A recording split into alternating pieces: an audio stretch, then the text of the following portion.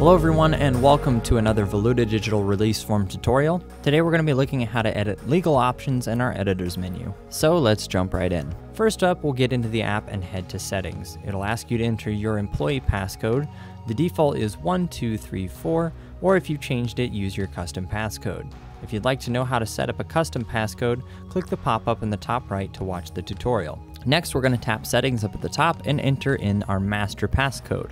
Once we're in the settings menu, we're going to scroll down until we find the editor's menu. This is where we can edit all of the different client and artist options when they're filling out the release forms. For this video, we're going to tap on edit legal clauses. The app already comes with a lot of ones preloaded in, but let's go ahead and start by adding a new clause. Tapping this selection will open a text field which will allow you to enter in a brand new legal clause. In this menu, we can also select an item and then tap to remove it.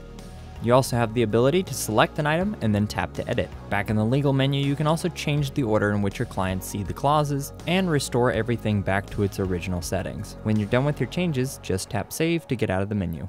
Thank you for watching this Voluta digital release form tutorial. Be sure to check out our YouTube channel with more tutorials on how to set up and best utilize your app.